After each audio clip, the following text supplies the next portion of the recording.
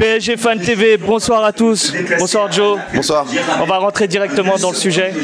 Je sais que tu es plutôt satisfait de la performance des joueurs.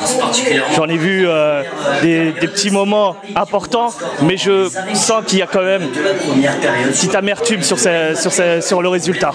Elle n'est pas petite l'amertume. Elle n'est pas du tout petite? Non. Ce soir, on n'a pas parlé football pour moi. On est là, on se donne du mal. Déjà, on s'ennuie en Ligue 1. Les joueurs, ils se transcendent, ils se donnent du mal pour faire un bon score. Et t'as un arbitre, Bianchi Keeper, qui nous tue, qui nous assassine. J'ai revécu ce que j'ai revécu en fait à la remontada avec des injustices et ça me va vraiment pas, là vraiment. Tu as autant la déception que tu as eue au moment de justement la remontada? Pas à ce point-là, parce que là on revenait vraiment de trop loin, donc on va pas rentrer plus dans cette apologie-là. Mais l'injustice, je la sens, c'est énorme. Ce soir on aurait dû gagner 3-0. Buffon nous sauve énormément, je dis merci en fait à Gianluigi, ça c'est super. Par contre derrière voilà, on est méritant, on se bat. Bernat que j'ai assassiné plus d'une fois, il fait le match de sa vie, il marque en tombant et il provoque une faute, on le siffle pas, les arbitres de touche te demandent à quoi ils servent. Monsieur Björn Keeper, l'Hollandais, n'a plus le droit pour moi d'arbitrer un match après ce qu'il a fait, c'est scandaleux. Je suis comme un fou, franchement je suis comme un fou. On a tout donné, on aurait pu avoir notre qualif, on aurait pu avoir notre première place ce soir et là il nous démonte tout, on est obligé de tout recommencer. Heureusement que Liverpool fait un faux pas contre Belgrade et ça nous apporte énormément et c'est la bonne nouvelle du soir. Justement j'allais parler de ça, Liverpool qui perd à Belgrade, nous qu'on fait match nul contre Naples, là ça relance totalement la poule de la mort justement. Bah on va rester positif là-dessus parce qu'avec ce résultat là, comme tu dis on a notre destin en main. On faisait déjà les calculs en se disant voilà, il y a des chances que si on gagne pas ce soir, Naples et Liverpool, dernière journée, ils peuvent se contenter d'un match nul, faire un faux match et là on sait qu'ils sont obligés d'aller jusqu'au bout. On a intérêt à faire un gros match en fait au parc, on aura besoin de tout le monde, il faut qu'il y ait une ambiance de malade contre Liverpool et si on gagne contre Liverpool, normalement on est quasiment assuré de nous qualifier. Si on se concentre maintenant sur le jeu parisien, qu'as-tu pensé de justement de la prestation et des choix de Tuchel qui sont importants ce soir? Alors moi j'ai aimé ses choix. Moi qui ai souvent critiqué en fait son turnover, ce soir il y a des choses qui ont vraiment payé. Il a mis Draxler, Draxler il a été énorme. On a gagné la bataille du milieu, ce qui nous est pas arrivé depuis très longtemps en fait à ce niveau-là.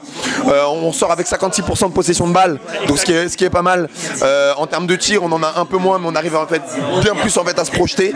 On a eu un gros temps faible en deuxième mi-temps, mais moi je suis vraiment satisfait dans le jeu de ce qu'on a fait et on a su aussi tenir la baraque en défense. Justement en parlant de Draxler, on sent que Draxler quand il est en jeu, on voit un Verratti plus offensif, plus dans l'attaque. Est-ce que le fait que Rabiot est aligné à côté de Verratti, justement on perd cette qualité chez Verratti? Oui, je pense que ça le flagelle un petit peu parce qu'il sait qu'il a un peu moins confiance en fait en Rabiot. Après ce soir Verratti, je le mettrai pas quand même dans mes tops parce que je l'ai vu faire en fait quelques erreurs qui auraient pu nous coûter cher.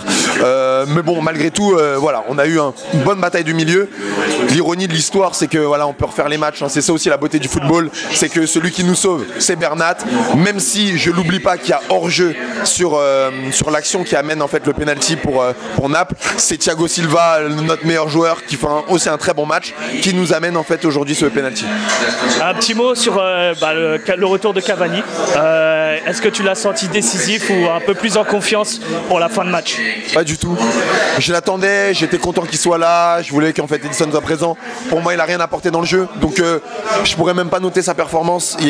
Tu vois que voilà, quand il y a Neymar et Mbappé, ils savent plus jouer avec lui. Ils ne savent plus. Peut-être qu'ils le ressauront à nouveau, mais aujourd'hui ils ne savent pas le faire. Il y a une entente à deux. Et d'ailleurs, tu vois qu'en fait au final, on n'a pas d'autre liberté de jeu parce que Bernat, ok, il était libre, il a fait son match, mais sur les ailes, sur les centres, qu'est-ce qu'on est mauvais.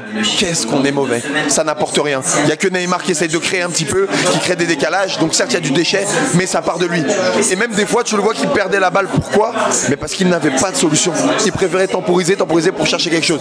Mais sur les côtés, il y a vraiment du progrès à prendre. Pourtant, on a essayé. On a vu, par exemple, le centre de Meunier pour Mbappé, qui a totalement raté sa frappe. Est-ce que Mbappé a des problèmes de finition pour toi? Je l'avais dit, dans la dernière, j'ai dit, pour moi, ce match-là, bon, il y a eu l'arbitre, ça, je pouvais pas le deviner. J'ai dit que ça allait jouer sur un grand Mbappé. Il a 19 ans, je lui pardonnerai beaucoup de choses, je lui pardonne tout même, je vous dirais. Mais ce qui m'embête, c'est que voilà, contre Lyon, contre Amiens, etc., c'est cool, mais en 4, on s'en fout. C'est là, c'est le haut niveau, c'est quand on a une, tu la mets au fond. Et c'est ça qu'on te demande, Kylian.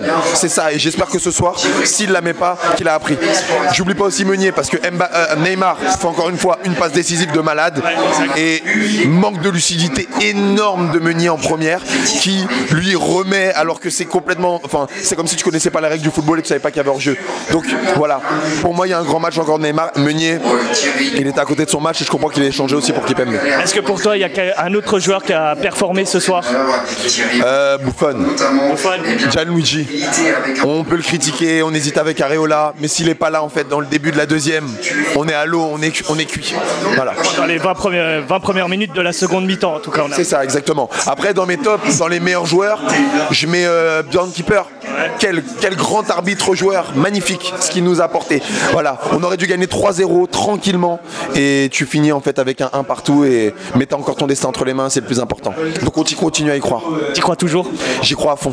Je suis comme un fou. Je me dis que si Belgrade, ils ont pu battre Liverpool, certes ils promettent l'enfer en fait dans leur stade, c'est à nous aussi de promettre l'enfer dans le nôtre. Et c'est ce qu'on va faire. Parce que Liverpool ils voyagent mal, c'est à nous de montrer qu'on est présent.